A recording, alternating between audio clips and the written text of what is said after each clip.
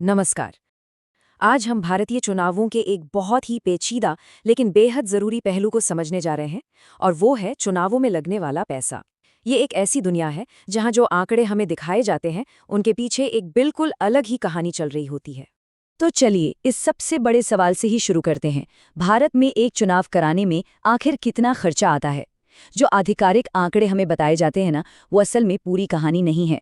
वो तो बस एक बहुत बड़े आइसबर्ग का वो छोटा सा हिस्सा है जो पानी के ऊपर दिखाई देता है। देखिए, कागज पर तो नियम बिल्कुल साफ हैं। कानून के हिसाब से हर उम्मीदवार के चुनावी खर्च की एक लिमिट तय की गई है। मतलब सब कुछ कंट्रोल में लगता है ना? लेकिन असली खेल तो इन नियमों के दायरे से बाहर होता है। तो उस आइसबर्ग की सतह के ठीक नीचे क्या है? वो है कानूनी पैसों की भूल भुलैया, वो तरीके जिनसे पार्टियां आधिकारिक तौर पर पैसा जुटाती हैं। चलिए जरा इसे समझते हैं। पार्टियों के पास पैसा कई ऑफिशियल रास्तों से आता है, जैसे आम लोगों से मिला हुआ दान, बड़ी बड़ी कंपनियों से मिला चंदा, या फिर उम्मीदवारों का अपना पैसा। इसमें छोटे छोटे गुमनाम डोनेशन भी शामिल होते हैं, जिनकी जानकारी देना जरूरी नहीं होता। लेकिन हाल के कुछ सालों तक फंडिंग का एक बहुत बड़ा और सच कहें तो विवादास्पद जरिया था, जिससे कॉर्पोरेट चंदे की पहचान पूरी तरह से गुप्त रखी जा सकती थी। इसे इलेक्टोरल बॉन्ड कहा जाता था। ये एक ऐसा तरीका था जिससे कोई भी व्यक्ति या कंपनी बैंकों के जरिए राजनीतिक दलों को गुमनाम तरीके से चंदा दे सकती थी। और इसी वजह से राजनीतिक चंदे में पारदर्शिता, मतलब कि ट्रांसपेरेंसी, काफी कम हो गई थी। अब यहाँ जो बात समझने वाली है वो ये है कि कॉरपोरेट फंडिंग अक्सर एक उम्मीद के साथ आती है। ये उम्मीद के बदले में उन्हें फायदेमंद नीतियां मिलेंगी, बड़े बड़े सरकारी कॉन्ट्रैक्ट्स मिलेंगे, या नियमों में कोई ढील मिल जाएगी। मतलब ये एक तरह का लेन देन बन जाता है। चलिए अब और गहराई में उतरते हैं और बात करते हैं उस पैसे की जो छिपा हुआ है, जिसका कोई हिसाब किताब नहीं है। जी हाँ, जिसे हम आम भाषा में काला धन कहते हैं। ये वो पैसा है जो अक्सर अघोषित सोर्स से आता है और बैंकिंग सिस्टम से पूरी तरह बाहर रखा जाता है। तो सवाल ये है कि चुनावों के दौरान ये जो इतना सारा बेहिसाब पैसा होता है, ये आखिर जाता कहाँ है?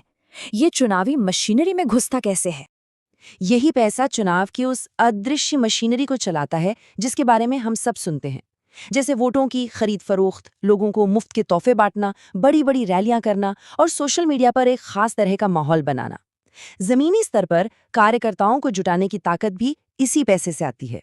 तो अब आते हैं इस पूरे सिस्टम की सबसे बड़े राज पर, एक ऐसी कानूनी कमी, एक लूप होल जो पार्टियों को बेहिसाब खर्च करने की पूरी छूट देती है। और असली खेल यही है। और वो सबसे बड़ा राज ये है, एक उम्मीदवार चुनाव में कितना खर्च कर सकता है, इस पर तो कानूनी सीमा है, एक लिमिट है। लेकिन एक राजनीतिक पार्टी अपने चुनाव प्रचार पर कितना खर्च कर सकती है, उस पर कोई सीमा नहीं है। जी हाँ, कोई लिमिट ही नहीं है। यही वो कानूनी कमी है जो असीमित खर्च का दरवाजा खोल देती है। तो अब इन सारी बातों को जरा जोड़कर देखते हैं, समझते हैं कि इस जटिल फंडिंग सिस्टम का असली मतलब क्या है और हमारे लोकतंत्र के लिए इन चुनावों की असली कीमत क्या है। चुनावों में पैसे का ये जो खेल है, इसके असर बहुत गहरे होते हैं।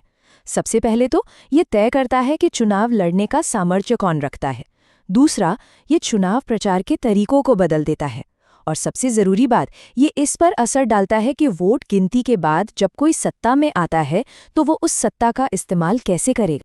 और ये पूरी कहानी इस एक बात पर आकर टिक जाती है कि पैसा इस बात पर बहुत गहरा असर डालता है कि कौन चुनाव लड़ सकता है, चुनाव अभियान कैसे चलाए जाते हैं, और आखिरकार वोट गिने जाने के बाद सत्ता का इस्तेमाल कैसे किया जाता है। ये एक ऐसा सवाल है जो हमारे लोकतंत्र की बुनियाद से जुड़ा है, और इस पर सोचना हम सब के लिए बहुत जरूरी है।